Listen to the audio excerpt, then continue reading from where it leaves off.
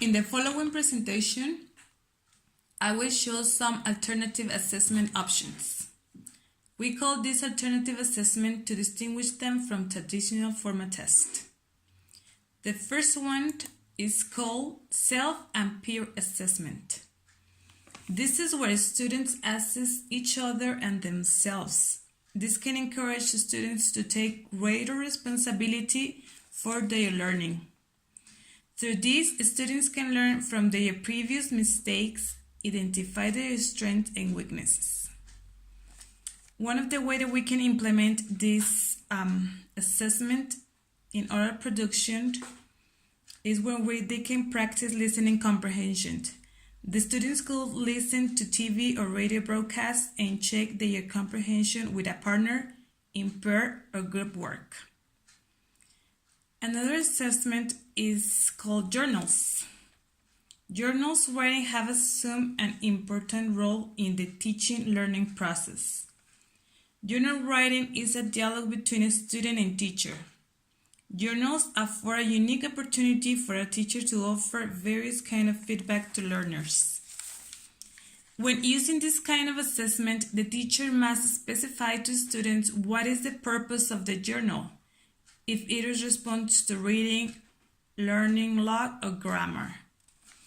Give clear instruction on how to get started because many students will have never written a journal before. Give guidelines on length of each entry as well as format expectations. Collect journals on pre-announced dates. Be clear on the purpose of the journal and make sure your feedback speaks to that purpose.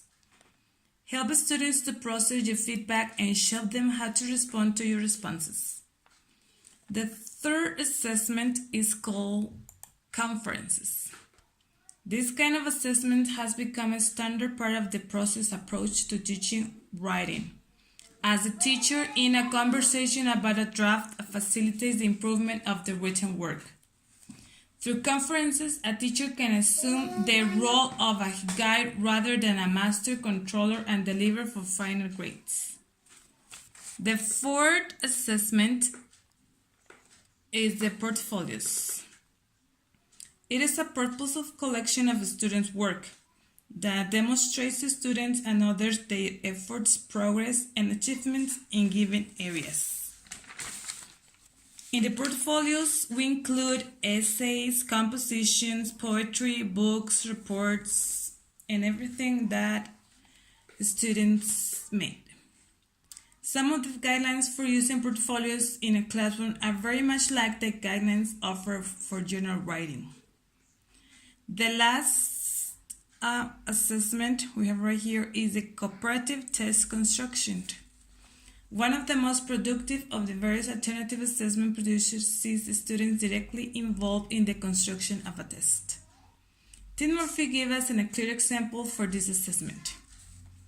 He got a group of students to cooperate in the designing of their own test. First, he asked the students in pairs to brainstorm all the things that they thought they had learned and that should be in a test. He forbade them to look into their books. It had to be from memory. Next, they had to go into groups of four and exchange their papers and discuss whether they agree with what the other pair suggested to be on the test. He collected the list, condensed them into one list, and distributed copies to each student, instructing them to formulate the actual test questions. Then he announced to students that in the next class a certain number of their questions will be on the actual test. At this point, we understand that assessment is a very important part of the teaching learning cycle. In an interactive communicative curriculum, assessment is almost constant. We also need to know that tests as a subject of all assessment process do not necessarily need to violate principles of authenticity. Along with some newer alternative methods of assessment, tests become indispensable components of a curriculum.